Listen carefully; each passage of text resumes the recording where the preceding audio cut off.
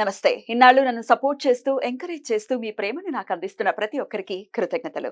అలాగే ఈ వీడియో కూడా ఖచ్చితంగా మీకు ఉపయోగపడుతుంది. లైక్, షేర్ అండ్ సబ్స్క్రైబ్ చేసి మీ సపోర్ట్‌ని నాకు అందించండి. అలాగే ఈ వీడియో పట్ల మీకున్న అభిప్రాయాన్ని కామెంట్ సెక్షన్‌లో కామెంట్ చేసి తెలియజేయండి. ఇప్పుడు వీడియోని చూద్దాం. జీవితంలో రకరకాల సమస్యలతో బాధపడుతున్నారా? ముఖ్యంగా ఆర్థిక సమస్యలతో సతమతమవుతున్నారా? ఎన్నో పరిహారాలు చేసి అలసిపోయారా? మంచి మార్గం దొరకాలని కోరుకుంటున్నారా? అయితే రండి, విశ్వాన్ని ఎలా అడగాలో తెలుసుకుందాం. లా ఆఫ్ అట్రాక్షన్ క్లాసెస్ మీకోసం మన ఛానల్లో. వివరాల కొరకు సంప్రదించండి. నమస్తే, వెల్కమ్ టు అవర్ ఛానల్. నేను పద్మిని. ప్రస్తుతంతో పాటు Vedic astrologer and tarot card reader Avinash Das గారు మనతో పాటు ఉన్నారు. మాట్లాడదాం. అవినాష్ గారు నమస్తే అండి. నమస్కారం అండి. ఓం నమ శివాయ. ఓం నమో వెంకటేశాయ. అవినాష్ గారు, భాద్రపద మాస పౌర్ణిమ వచ్చేస్తోంది. పౌర్ణిమ, అమావాస్య రెండు కూడా చాలా కాస్మిక్ ఎనర్జీతో ఉన్నటువంటి డేస్ అని ఖచ్చితంగా చెప్పుకోవచ్చు. అందుకే దానికి పెద్దపీట వేసింది ధర్మం అని చెప్పుకోవచ్చు. అయితే ఈసారి వచ్చేటటువంటి ఈ భాద్రపద పౌర్ణిమ గ్రహణంతో వస్తోంది, పాక్షిక చంద్రగ్రహణం.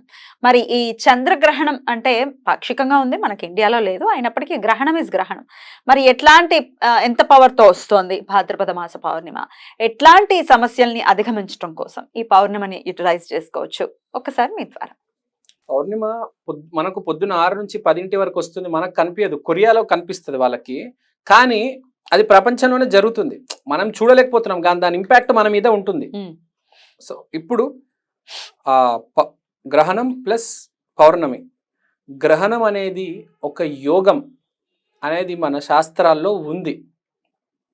అరుదుగా జరుగుతూ ఉంటాయి గ్రహణాలు అనేవి. సంవత్సరంలో 3-4 జరుగుతాయి. Solar eclipse, lunar eclipse. ఈ సంవత్సరంలో ఇది రెండోసారి చంద్రగ్రహణం. 3-4 ఉంటాయి బేసిక్గా, మ్యాక్స్ సైడ్ చెప్తున్నా.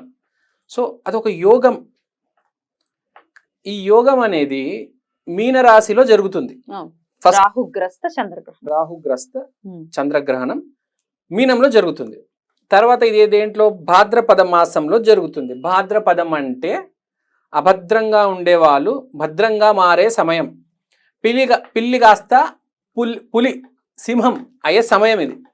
ఇన్సెక్యూరిటీస్ ఉంటాయి కొంతమందికి. ఇన్సెక్యూరిటీస్ పోతాయి అనుకోవచ్చా? పోతాయి, విపరీతంగా పోతాయి. చాలా మందికి ఉంటాయి. ఈ డబ్బుల ప్రాబ్లం ఎప్పుడు సాల్వ్ అవుతుంది, లేకపోతే కొంతమంది అమ్మాయిలు ఉంటారు, వాడిని పెళ్లి చేసుకోవాలా లేదా, క్లారిటీ అనేది వచ్చేస్తుంది. భాద్రపద మాసానికి ఇంగ్లీష్లో ఒక పదంలో ప్యూరిఫికేషన్ అనేది చెప్పవచ్చు. అంటే నిజం ఏంటో బయటపడి సొల్యూషన్ దొరికేస్తుంది. ఎవరైతే ఇబ్బందుల్లో ఉన్నారో, చికాకులో ఏదో విషయం మీద, వాళ్ళందరికీ సొల్యూషన్ అనేది రాబోతుంది.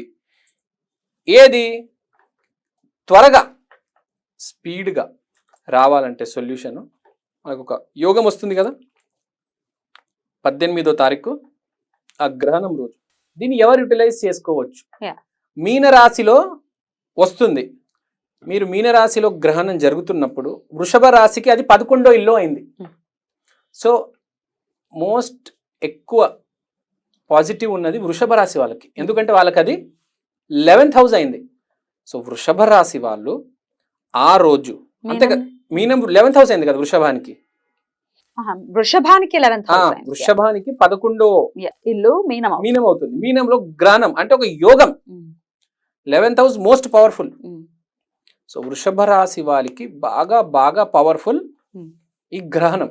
కలిసి వస్తుందని అనుకోవచ్చు, విపరీతంగా కలిసి వస్తుంది. కానీ మీరు దాని అడ్వాంటేజ్ తీసుకోవాలి, యూటిలైజ్ చేసుకోవాలి. ఇప్పుడు మనం అది మళ్ళీ కంటిన్యూ చేద్దాము. ఇప్పుడు ఈ గ్రహణం దగ్గరకు వద్దాం. గ్రహణం మీనరాశిలో జరుగుతుంది కాబట్టి ఇప్పుడు ఏంటి, మనకు 6 నుంచి 10 దాకా ఆ టైంలో దాదాపు జరుగుతుంది. ఆఫ్టర్నూన్ కాదు, ఈవినింగ్ కాదు, నైట్ కాదు. అడ్వాంటేజ్ ఎవరికి ఉంది? వృషభ రాశి వాళ్ళకు ఉంది.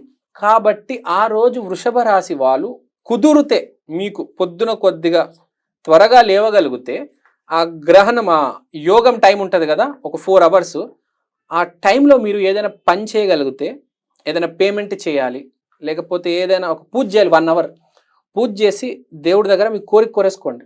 లలితా త్రిపుర సుందరి, పౌర్ణమి అంటే లలితా త్రిపుర సుందరి, లేదంటే రాహుగ్రస్త చంద్రగ్రహణం కాబట్టి చిన్నమస్త, మీ ఇష్టం. రాహుకి సంబంధించిన దైవం, లేదంటే పౌర్ణమికి సంబంధించిన దైవం, లేదంటే డైరెక్ట్ మీనరాశికి సంబంధించిన దత్తాత్రేయ, మీ ఇష్టం. 3 ఆప్షన్స్ ఇచ్చాను నేను. దత్తాత్రేయ, చిన్నమస్త, లలితా త్రిపుర సుందరి. మీకు ఎవరి మీద అయితే గట్టిగా నమ్మకం ఉందో, అమ్మ లేకపోతే అమ్మవారు లేకపోతే అయ్యవారు నా పని చేసి పెడతారు అని ఆ 4 hours లో కనీసం ఒక 10 నిమిషాలైనా మినిమం, ఒక్క 10 నిమిషాలు అట్లీస్ట్ ఒక మనిషికి ఒక ఇంగిత జ్ఞానం ఉండాలి. ఏంటంటే ఈ భూమి మండలం మొత్తము ఒకటి చేతిలో పరిపాలన అనేది జరుగుతుంది. అతని పేరు దేవుడు. దేవుడు అనేది ఉన్నాడు అని నమ్మితే ఆ రోజు యోగం ఉంది కాబట్టి వృషభ రాశి వాళ్ళకి, వృషభ రాశి వాళ్ళు కొంచెం ఒక 10 నిమిషాలు ఆ దేవుణ్ణి నాకు ఇది కావాలి లేకపోతే నా ఈ ప్రాబ్లం సాల్వ్ చేయమని అడగండి. చాలా మంచిది, చాలా అద్భుతంగా ఉంటుంది. తర్వాత సింహరాశి వాళ్ళకి 8వ ఇల్లు పడుతుంది ఇది. సో సింహరాశి వాళ్ళు కూడా 8వ ఇల్లు అంటే కొంచెం జాగ్రత్త, కష్టస్థానం. కొంచెం సింహరాశి వాళ్ళు కూడా ఒకడికి ఫుల్ పాజిటివ్ వృషభ రాశి, సింహరాశి కొంచెం నెగిటివ్. సో సింహరాశి వాళ్ళు కూడా దాన్ని ఏం చేసుకుంటారంటే యూటిలైజ్ చేసుకోండి. ఎట్లా, మీకు 8వ ఇంట్లో ఉంది కాబట్టి మీకు కూడా ఏదైనా కోరిక ఉంటే ఏదైనా ప్రాబ్లం ఉంటే మీరు దాన్ని యూజ్ చేసుకోవచ్చు. ఒకడు అస్సలు బాలేనాడు, ఒకడు చాలా మంచి పరిస్థితిలో ఉన్నాడు. వీళ్ళిద్దరికి ఎప్పుడైనా ఏదైనా కావాలి, మిగతా అందరూ ఒక మాదిరిగా ఉంటారు కదా, మిగతా అన్ని రాశులకు మాదిరిగానే ఉంది, వాళ్ళకి నడిచేస్తుంది. ఈ 2 రాశులు సింహరాశి వృషభ రాశి వీళ్ళు మాత్రం కొంచెం ఒక అడుగు తీసుకొని కొంచెం ముందుకెళ్ళి నా చిన్న రిక్వెస్ట్ ఏంటంటే ఒక 10 నిమిషాలు. ఎందుకంటే చంద్రగ్రహణం మళ్ళీ రాదు. ప్రతి నెల అమావాస్య వస్తుంది, పౌర్ణమి వస్తుంది, కానీ చంద్రగ్రహణం రాదు కదా. సో దీన్ని యూజ్ చేయండి. మన మహాభారతంలో కూడా మీరు చూసుకుంటే మహాభారతంలో రామాయణంలో ఈ గ్రహణాలు అనేవి చాలా ఇంపార్టెంట్ రోల్ ప్లే చేస్తాయి. లైఫ్ చేంజ్ చేసే సిచ్యువేషన్ ఉంటుంది. ఆ అర్జునుడు కూడా ఒక జయద్రథుడు అని ఒకడు ఉంటాడు, వాడి వద్ద మా గ్రహణం టైంలో చేస్తాడు, మీకు ఐడియా ఉండొచ్చు. అదే కృష్ణుడు సృష్టించినటువంటి ఒక సుదర్శన చక్రాన్ని అడ్డు వేస్తాడు సూర్యుడికి. అవును. సో చాలా ఇంపార్టెంట్ విషయాలు గ్రహణం టైంలో చేస్తారు. రాజులు కావచ్చు, ఏకంగా కృష్ణుడు అర్జునుడు కూడా గ్రహణం అనేది ఒక యోగం. ఆ యోగాన్ని మనం యూటిలైజ్ చేసుకుంటే చాలా బెనిఫిట్ అవుతాం. అర్జునుడు చాలా బెనిఫిట్ అయ్యాడు. మహాభారతం మనం పాండవులు విన్ అవ్వడానికి ఈ గ్రహణం అనేది చాలా ఇంపార్టెంట్ రోల్ ప్లే చేసింది.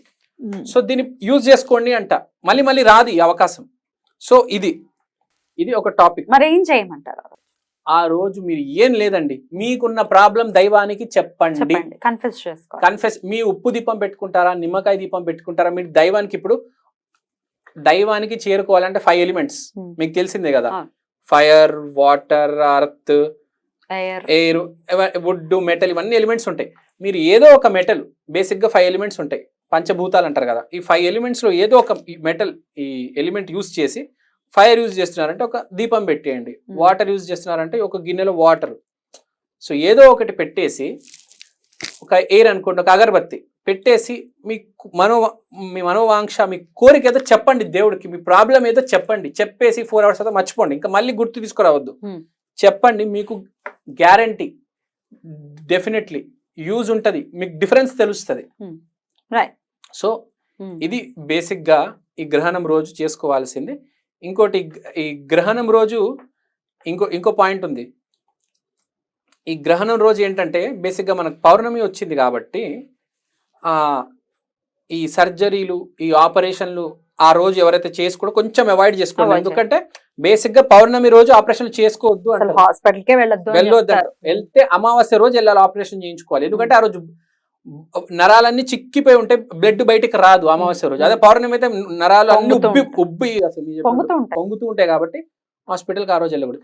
ఇది గ్రహణం ప్లస్ పౌర్ణమి కాబట్టి సర్జరీలు పెట్టుకోవద్దు. అసలు పౌర్ణమి రోజు వెళ్ళకుండా ఉండటమే బెటర్. మళ్ళీ తిరిగి రాని పరిస్థితులు చాలా మందికి ఉన్నాయి, చాలా మందికి ఆ పర్సనల్ ఎక్స్పీరియన్స్ ఉన్నాయి. పౌర్ణమి రోజు అవాయిడ్ చేయడమే బెటర్.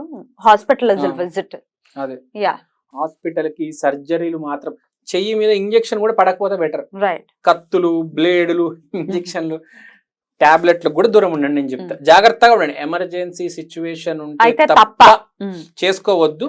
ఇంకోటి, పొద్దున 6 నుంచి 10 వరకు ఎవరు బేసిక్ గా వెళ్ళరు. సో ఎమర్జెన్సీ అయితే దాన్ని అవాయిడ్ చేయకూడదు అంతే కదా. మనకి ఎమర్జెన్సీ ఏమంటే మేము పౌర్ణమి అంటే అతిథులు చూస్తూ కూర్చోకూడదు, వెళ్ళాలి. బట్ దెన్ ఒకవేళ చిన్న వాటికి వెళ్ళొద్దు, అవాయిడ్ చేయండి. రైట్ అండి. సో బేసికలీ ఇది మన పౌర్ణమి ప్లస్ ఇక మిగతా వాళ్ళు మిగిలిన రాశుల వాళ్ళు యథావిధిగా తమ తమ ఆరాధనలు ఎలాగో పౌర్ణమి నాడు చేసుకోవటం అనేది అందరికీ తెలిసినటువంటి విషయమే. రైట్ అండి, చాలా బ్యూటిఫుల్ గా ఎక్స్ప్లెయిన్ చేశారు. అయితే ఇక్కడ లేదు, మనం ఏం టెన్షన్ పడాల్సిన అవసరం లేదు, ఆరాధన చేసుకోండి అంతే అని చెప్తున్నారు. రైట్ అవినాష్ గారు, thank you so very much. నమస్తే.